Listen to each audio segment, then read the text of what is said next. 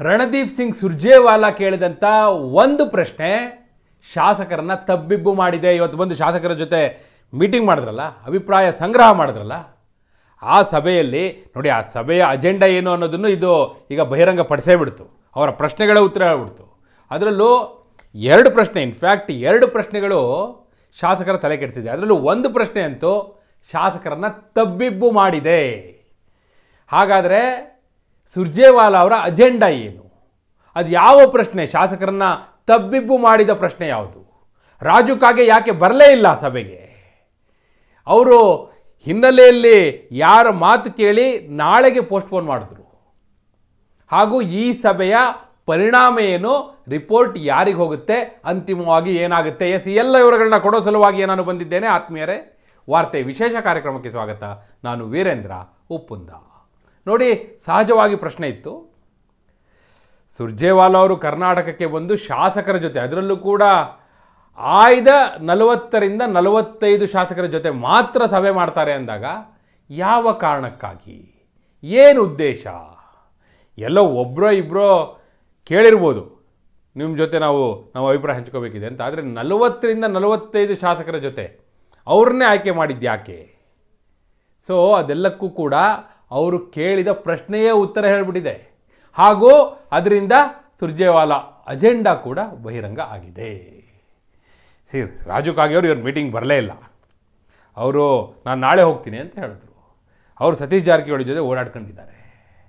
ಅವ್ರು ಯಾಕೆ ಹೋಗಲಿಲ್ಲ ಅನ್ನೋದು ಕೂಡ ಭಾಳ ಇಂಟ್ರೆಸ್ಟಿಂಗ್ ಇದೆ. ಅದು ಸುಮ್ಮನೆ ಅಲ್ಲ, ಅಷ್ಟೆಲ್ಲ ಮಾತಾಡಿದವರು. ಇಷ್ಟರೊಳಗಾಗಲೇ ರಾಜೀನಾಮೆ ಕೊಡಬೇಕಿತ್ತು. ಅವ್ರು ಹೇಳಿದ್ರಲ್ಲ, ಇನ್ನು 2 ದಿನದಲ್ಲಿ ರಾಜೀನಾಮೆ ಕೊಡ್ತೀನಿ ಅಂದಿದ್ರು. ಅಂಥವರು ಯಾಕೆ ಹೋಗಲೇ ಇಲ್ಲ? ನೋಡಿ, ಭಾಳ ಮುಖ್ಯವಾಗಿ ಸುರ್ಜೇವಾಲಾ ಅವರ ಪ್ರಶ್ನೆಗಳಿದೆಯಲ್ಲ, ಆ ಪ್ರಶ್ನೆಗಳೇ ಏನು ನಡೀತಾ ಇದೆ, ವಾಟ್ ನೆಕ್ಸ್ಟ್? ಈಗ ಸೆಪ್ಟೆಂಬರ್ ಕ್ರಾಂತಿ, ನವಂಬರ್ ಕ್ರಾಂತಿ ಇದೆಲ್ಲ ಇದೆಯಲ್ಲ, ಇದೆಲ್ಲಕ್ಕೂ ಕೂಡ ಇದು ಮೂಲ, ಇದು ಮೊದಲ ಹೆಜ್ಜೆ. ಆ ಪ್ರಶ್ನೆ ಬಹುಶಃ ಈ ಪ್ರಶ್ನೆನವರೇನಾದರೂ ಬೇರೆ ರೂಪದಲ್ಲಿ ಕೇಳಿದರೂ ಆಗ್ತಿತ್ತೇನೋ, ಡೈರೆಕ್ಟ್ ಹಿಟ್. ಹೀಗಾಗಿಯೇ ಬಹಿರಂಗ ಆಗಿತ್ತು. ಒಟ್ಟು 6 ಪ್ರಶ್ನೆಗಳನ್ನ ಕೇಳಿದ್ದಾರೆ ಸುರ್ಜೇವಾಲಾ ಅವರು. ಶಾಸಕರಿಗೆ 6 ಪ್ರಶ್ನೆಗಳನ್ನ ಮುಂದಿಟ್ಟರು. ನೋಡಿ, ಈ 6 ಪ್ರಶ್ನೆಗಳಿಗೂ ನೀವು ಉತ್ತರ ಕೊಡಬೇಕು. ನಾವು ಒಂದೊಂದಾಗಿ ಕೇಳ್ತಾ ಹೋಗ್ತೀನಿ, ನಿಮ್ಮ ಅಭಿಪ್ರಾಯ ಹೇಳಿ. ಇದನ್ನು ಹೊರತುಪಡಿಸಿಯೂ ನಿಮ್ದೇನಾದ್ರು ಅಭಿಪ್ರಾಯ ಇದ್ದರೆ ಹೇಳ್ಬೋದು. ಆದರೆ ಈ 6 ಪ್ರಶ್ನೆಗಳಿಗೆ ನನಗೆ ಉತ್ತರ ಬೇಕು ಅಂತಾರೆ ಅವರು.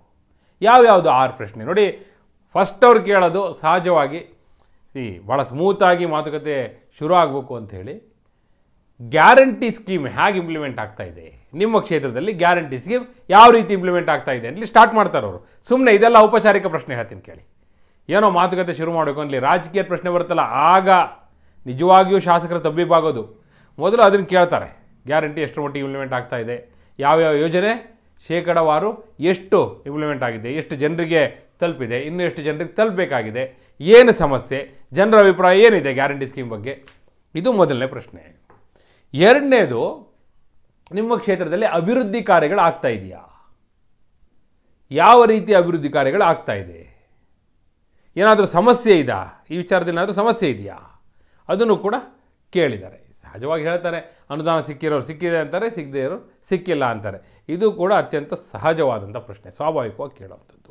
ಮೂರನೇದು, KPCC ಯಾವ ರೀತಿ ಕೆಲಸ ಮಾಡ್ತಾ ಇದೆ, KPCCಯ ಕಾರ್ಯನಿರ್ವಹಣೆ ನಿಮಗೆ ಸಮಾಧಾನ ತಂದಿದೆಯಾ, ಇದು ಒಂದು ಪ್ರಶ್ನೆ. ನೋಡಿ, ನಾನು ಹೇಳಿದೆ 2 ಪ್ರಶ್ನೆಯಲ್ಲಿ ಇದು 2ನೇ ಪ್ರಶ್ನೆ. ಇಂಪಾರ್ಟೆಂಟ್ ಕ್ವಶನ್ ಆಮೇಲೆ ಹೇಳ್ತೀನಿ ಏನಂತ, ನೆಕ್ಸ್ಟ್ ಹೇಳ್ತೀನಿ. 2 ಪ್ರಶ್ನೆಗಳು ಶಾಸಕರನ್ನ ತಲೆ ಕೆಡಿಸಿದ್ರಲ್ಲಿ ಇದು ಒಂದು. KPCC ಹೆಂಗೆ ವರ್ಕ್ ಮಾಡ್ತಾ ಇದೆ, KPCC ಅಧ್ಯಕ್ಷರು ಹೆಂಗೆ ಕೆಲಸ ಮಾಡ್ತಾ ಇದ್ದಾರೆ, KPCC ವರ್ಕಿಂಗ್ ಪ್ರೆಸಿಡೆಂಟ್ಸ್ ಹೆಂಗೆ ಕೆಲಸ ಮಾಡ್ತಾ ಇದ್ದಾರೆ, ಹಾಗೆ ಬೇರೆ ಬೇರೆ ವಿಂಗ್ಸ್ ಎಲ್ಲ ಇದೆಯಲ್ಲ, ಈಗ ಸಾಮಾಜಿಕ ಜಾಲತಾಣ ವಿಭಾಗ, ಮಾಧ್ಯಮ ವಿಭಾಗ, ಹೀಗೆ ಕಾರ್ಮಿಕ ವಿಭಾಗ, ಹಿಂಗೆ 101 ಇದೆ ಬಿಡಿ. ಸೇವಾದಳ ಇದೆ, ಸ್ಟೂಡೆಂಟ್ಸ್ ವಿಂಗ್ ಇದೆ, ಯೂತ್ ಕಾಂಗ್ರೆಸ್ ಇದೆ, ಮಹಿಳಾ ಕಾಂಗ್ರೆಸ್ ಇದೆ. ಸೊ ಯಾವ್ಯಾವ ವಿಭಾಗ ಯಾವ ರೀತಿ ಕೆಲಸ ಮಾಡ್ತಾ ಇದೆ, ನಿಮ್ಮ ಕ್ಷೇತ್ರದಲ್ಲಿ KPCC ಎಷ್ಟರ ಮಟ್ಟಿಗೆ ಆ್ಯಕ್ಟಿವ್ ಆಗಿದೆ, ಸಂಘಟನೆ ಯಾವ ರೀತಿ ಇದೆ, ಸಂಘಟನಾತ್ಮಕವಾಗಿ ಪಕ್ಷ ಬಲಿಷ್ಠವಾಗಿದೆಯೋ ಇಲ್ವೋ, ಇದನ್ನು 3ನೇ ಪ್ರಶ್ನೆಯಾಗಿ ಕೇಳ್ತಾರೆ. ಅದಾದಮೇಲೆ ನಿಗಮ ಮಂಡಳಿಗಳಿಗೆ ಅಧ್ಯಕ್ಷರನ್ನ, ಉಪಾಧ್ಯಕ್ಷರನ್ನೆಲ್ಲ ನಾವು ಹಿಂದೆ ಆಯ್ಕೆ ಮಾಡಿದ್ವಿ, ಅವರೆಲ್ಲ ಹೇಗೆ ಕೆಲಸ ಮಾಡ್ತಾ ಇದ್ದಾರೆ, ಮತ್ತಷ್ಟು ಏನು ಬಾಕಿ ಇದೆ ಅದಕ್ಕೆಲ್ಲ ನೇಮಕ ಮಾಡೋದಾದರೆ ಯಾರನ್ನ ನೇಮಕ ಮಾಡಬೇಕು ಅಂತ ನೀವು ಪರಿಭಾವಿಸ್ತೀರಿ, ನಿಮ್ಮದೇನಾದರೂ ಸಲಹೆ ಸೂಚನೆಗಳಿದ್ದರೆ ಕೊಡಿ, ಅದನ್ನು ಕೂಡ ಕೇಳಿದ್ದಾರೆ. ಹಾಗೆ ನೋಡಿ, ಸರ್ಕಾರದಿಂದ ಈಗ ಸರ್ಕಾರ ನಡೀತಾ ಇದೆ, ನಮ್ಮದೇ ಸರ್ಕಾರ ಇದೆ. ಸೊ ಈ ಸರ್ಕಾರದಿಂದ ನಿಮ್ಮ ನಿರೀಕ್ಷೆಗಳೆಲ್ಲ ಈಡೇರಿದೆಯಾ? ಏನಿದೆ ನಿಮ್ಮ ನಿರೀಕ್ಷೆ? ನಿಮಗೆ ಸಮಾಧಾನ ಆಗಿದೆಯೋ ಇಲ್ವೋ? ಏನಾಗಬೇಕಾಗಿದೆ ಅನಿಸುತ್ತೆ ಸರ್ಕಾರದಲ್ಲಿ? ಏನಾಗಬೇಕಾಗಿದೆ? ಏನಾದ್ರು ಬದಲಾವಣೆ ಆಗಬೇಕಾಗಿದೆಯಾ? ಆಗಬೇಕು ಅನ್ನೋದಾದರೆ ಯಾವ ರೀತಿಯ ಬದಲಾವಣೆ ಆಗಬೇಕು? ಜನರೆಲ್ಲ ಕೇಳಿದ್ದಾರೆ. ಏನು ಬೇಕಾದರೂ ಹೇಳ್ಬೋದಲ್ಲ ಅವರು. ಈಗ ಮಿನಿಸ್ಟ್ರುಗಳ ಬದಲಾವಣೆ ಆಗಬೇಕು ಅನ್ನೋರು ಮಿನಿಸ್ಟ್ರ್ ಬದಲಾವಣೆ ಆಗಬೇಕು ಅನ್ನೋದು, ಇಲ್ಲ CM ಬದಲಾವಣೆ ಆಗಬೇಕು ಅನ್ನೋರು ಅನ್ಬೋದು, ಯಾರಿಗೆ ಗೊತ್ತು. ಅಂದರೆ ಪ್ರಶ್ನೆಗಳು ಹೇಗಿದೆ ನೋಡಿ, ಭಾಳ ಟ್ರಿಕ್ಕಿ ಆಗಿದೆ. ಸುರ್ಜೇವಾಲಾ ಅವರ ಪ್ರಶ್ನೆಗಳು ಸುಮ್ಮನೆ ಅಲ್ಲ, ಮೇಲ್ನೋಟಕ್ಕೆ ಕಾಣಿಸುವಷ್ಟು ಸರಳವಾಗಿಲ್ಲ. ಹಾಗೂ ಯಾವ್ಯಾವರಿಂದ ಯಾವ್ಯಾವ ಉತ್ತರ ಪಡ್ಕೋಬೇಕು ಅವ್ರು ಪಡ್ಕೋತಾರೆ. ಆದರೆ ಕೊನೆ ಪ್ರಶ್ನೆ ಇದೆಯಲ್ಲ, ಇದು ಬಹಳ ಮುಖ್ಯ. ಅವ್ರು ನೇರವಾಗಿ ಕೇಳ್ತಾರೆ, ಈಗಿರುವ ಸಚಿವ ಸಂಪುಟದಲ್ಲಿ ಯಾವ್ಯಾವ ಸಚಿವರ ಕಾರ್ಯವೈಖರಿ ಹೇಗಿದೆ, ಯಾವ ಸಚಿವರ ಕಾರ್ಯವೈಖರಿ ನಿಮಗೆ ಸಮಾಧಾನ ತಂದಿದೆ, ಹಾಗೂ ಯಾವ ಸಚಿವರ ಕಾರ್ಯವೈಖರಿ ನಿಮಗೆ ಸಮಾಧಾನ ತಂದಿಲ್ಲ, ನೇರವಾಗಿ ಕೇಳಿದ್ದಾರೆ. ವೆರಿ ಇಂಪಾರ್ಟೆಂಟ್ ಇದು ನೋಡಿ. ಈ ಪ್ರಶ್ನೆ ಇದೆಯಲ್ಲ, ಬಹುತೇಕ ಸಚಿವ ಸಂಪುಟ ಪುನರ್ರಚನೆಯ ಹಿನ್ನೆಲೆಯಲ್ಲಿ ಒಂದು ರೀತಿ ಅಭಿಪ್ರಾಯ ಸಂಗ್ರಹ ಮಾಡಿದಾಗ ಕಾಣಿಸ್ತಾ ಇದೆ. 40-45 ಶಾಸಕರಿಂದ ಮಾತ್ರ ಹಾಗಾದರೆ ಅಭಿಪ್ರಾಯ ಸಂಗ್ರಹ ಮಾಡಿ ತೀರ್ಮಾನ ಮಾಡೋಕ್ಕಾಗುತ್ತಾ? ಇದು ಮೊದಲನೇ ಹಂತ. ಈಗ 3 ದಿನ ಮತ್ತೆ ಬರ್ತಾರೆ.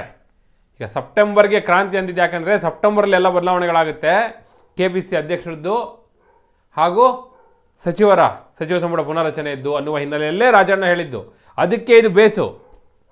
ಸುರ್ಜೇವಾಲಾ ಅವರ ಮೀಟಿಂಗ್ ಇದು ಮೊದಲನೇ ಮೀಟಿಂಗ್. ಇನ್ನು 15 ದಿನ ಬಿಟ್ಟು ಮತ್ತೆ ಬರ್ತಾರೆ. ಇನ್ನು 45 ಶಾಸಕರ ಜೊತೆ ಅವಾಗ ಮೀಟಿಂಗ್ ಮಾಡ್ತಾರೆ.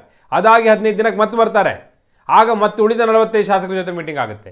ಈ ರೀತಿ ಎಲ್ಲ 140 ಶಾಸಕರಿಂದಲೂ ಅಭಿಪ್ರಾಯ ಸಂಗ್ರಹ ಮಾಡಿ, ಇನ್ಫ್ಯಾಕ್ಟ್ 136, ಇನ್ನು 3 ಜನ ಬಿಡಿ, ಇಂಡಿಪೆಂಡೆನ್ಸ್ ಆಚೆ ಇಡಿ. ಸೊ ಈ ರೀತಿ ಪ್ಲಾನ್ನ ಮಾಡ್ಕೊಂಡಿದ್ದಾರೆ. 136, 137 ಶಾಸಕರಿಂದ ಅಭಿಪ್ರಾಯ ಸಂಗ್ರಹವನ್ನು ಮಾಡಿ, ಆ ನಂತರ KPCC ಅಧ್ಯಕ್ಷರ ಬದಲಾವಣೆ, ಪದಾಧಿಕಾರಿಗಳ ಬದಲಾವಣೆ ಹಾಗೂ ಸಚಿವ ಸಂಪುಟ ಪುನರ್ರಚನೆ, ಇದೆಲ್ಲದಕ್ಕೂ ಕೂಡ ಬೇಸ್ ಈ ರಿಪೋರ್ಟ್ ಆಗುತ್ತೆ. ಆ ದೃಷ್ಟಿಯಿಂದ ಸುರ್ಜೇವಾಲಾ ಅವರು ಇವತ್ತು ಕೇಳಿದಂಥ ಪ್ರಶ್ನೆಗಳೇ ಇದನ್ನೆಲ್ಲ ಹೇಳ್ಬಿಡ್ತು. ನೋಡಿ, ಅವರು KPCC ಬಗ್ಗೆ ಕೇಳ್ತಾರೆ. ಯಾಕಂದರೆ ಅಧ್ಯಕ್ಷರ ಬದಲಾವಣೆ ಚರ್ಚೆ ಇದೆಯಲ್ಲ, ಅದಕ್ಕೆ ಅದು ಅಭಿಪ್ರಾಯ. ಅದಾದ ನಂತರ ಸಚಿವರ ಕಾರ್ಯವೈಖರಿ ಬಗ್ಗೆ ಕೇಳ್ತಾರೆ. ಯಾರು ಸಮಾಧಾನ ತಂದಿದೆ ನಿಮಗೆ, ಯಾರು ಸಮಾಧಾನ ಇಲ್ಲ. ಅಂದರೆ ಮುಂದೆ ನೋಡಪ್ಪ, ನಿಮ್ಮೆಲ್ಲರ ಅಭಿಪ್ರಾಯ ಸಂಗ್ರಹ ಮಾಡಿಯೇ ನಾವು ಮಾಡಿರೋದು. ನಾಳೆ ಯಾರನ್ನಾರು ಕೈ ಬಿಟ್ಟರೆ ಆಗಲೂ ಕೂಡ ಅವರಿಗೂ ಕೂಡ ಕಡಿಮೆ ಮಾಡಲಿಕ್ಕಾಗುತ್ತಲ್ಲ. ಅದಕ್ಕೋಸ್ಕರ ಈ ಸ್ಟ್ರಾಟಜಿನ ಈಗ ಮಾಡಿಕೊಂಡಿದ್ದಾರೆ. ಬಹುಶಃ ಸುರ್ಜೇವಾಲಾ ಅವರು ಈ ಸಭೆಯ ಮೂಲಕ ಮುಂದೆ ಏನೆಲ್ಲ ಬದಲಾವಣೆಗಳಾಗಬೇಕು ಅದಕ್ಕೆ ಒಂದು ಮೊದಲ ಹೆಜ್ಜೆ ಅನ್ನುವ ರೀತಿಯಲ್ಲಿ ಈಗ ಈ ಸಭೆಯನ್ನು ಆರಂಭ ಮಾಡಿದರು. ಮೊನ್ನೆ ಸಿದ್ದರಾಮಯ್ಯನವರು ಹೋದಾಗ ಅದು ಆ್ಯಕ್ಚುಲಿ ಕೂಗಾಡ ಬಂದಿದ್ರು. ಅವರು ಭಾಳ ಬೇಸರ ಆಗಿದ್ದರು. ಒಂದು MLC ಡಿಸ್ಟ್ರಿಕ್ಟ್ ನೀವು ಓಕೆ ಮಾಡಲ್ಲ ಅಂದರೆ ನಾವು ಯಾಕಿರಬೇಕು? ಸಚಿವ ಸಂಪುಟ ಪುನರ್ರಚನೆಗೆ ಒಪ್ಪಿಗೆನೇ ಕೊಡಲ್ಲ ಅಂದರೆ, ನೀವು ಆಡೋದು ಮಾತಿಗೆ ನೀವೇ ನಡ್ಕೊಳ್ಳಲ್ಲ ಅಂದರೆ ಮೊದಲು ಬನ್ನಿ ಅಂದಾಗ ಅವರು ಈ ಸಭೆಯನ್ನು ಅವತ್ತು ನಿಗದಿ ಮಾಡಿದ್ದು. ಆ ಪ್ರಕಾರ ಈಗ ಆರಂಭ ಆಗಿದೆ. ಇದರಿಂದ ಸಿದ್ದರಾಮಯ್ಯನವರ ನಿರೀಕ್ಷೆಯ ಸಚಿವ ಸಂಪುಟ ಪುನರ್ರಚನೆ ಆಗಬಹುದಾ? KPCC ಅಧ್ಯಕ್ಷರ ಬದಲಾವಣೆ ಆಗಬಹುದಾ? ಹಾಗೂ ಎಲ್ಲ ಅಭಿಪ್ರಾಯವನ್ನು ಸಂಗ್ರಹಿಸಿ ಇದೇ ಪ್ರಕಾರ ಶಾಸಕರು ಹೇಳಿದ ರೀತಿಯಲ್ಲೇ ತೀರ್ಮಾನ ಮಾಡ್ತಾರೋ, ಅಥವಾ ಲಕೋಟೆ ಬರುತ್ತಲ್ಲ, ಆ ರೀತಿ ಲಕೋಟೆಯನ್ನು ಕಳಿಸಿ ಯಾರಾಗಬೇಕು ಅನ್ನೋ ತೀರ್ಮಾನ ಆಗುತ್ತೋ? ಏನಾಗಬಹುದು, ಏನಾಗಬೇಕು? KPCC ಅಧ್ಯಕ್ಷರ ಬದಲಾವಣೆ ಆಗಬೇಕೋ ಬೇಡವೋ? ಹಾಗೆ ಸಚಿವ ಸಂಪುಟ ಪುನರ್ರಚನೆ ಆದರೆ ಯಾರನ್ನ ಸಚಿವ ಸಂಪುಟದೊಳಗೆ ತಗೋಬೇಕು, ಯಾರನ್ನ ಕೈ ಬಿಡಬೇಕು? ಹಾಗೆ ಮುಖ್ಯಮಂತ್ರಿ ಬದಲಾವಣೆಯ ಚರ್ಚೆ ಈಗ ಏನು ನಡೀತಾ ಇದೆಯಲ್ಲ, ಅದಕ್ಕೂ ಕೂಡ ಇದು ಮೂಲ ಆಗಬಹುದಾ? ಎಸ್, ನಿಮ್ಮ ಅಭಿಪ್ರಾಯವನ್ನು ಕಮೆಂಟ್ ಮೂಲಕ ತಿಳಿಸಿ. ಹಾಗೆ ನೀವಿನ್ನು ವಾರ್ತೆ ಚಾನಲ್ನ ಸಬ್ಸ್ಕ್ರೈಬ್ ಮಾಡಿಲ್ಲ ಅಂದರೆ ಈಗಲೇ ಸಬ್ಸ್ಕ್ರೈಬ್ ಮಾಡಿ. ಧನ್ಯವಾದ.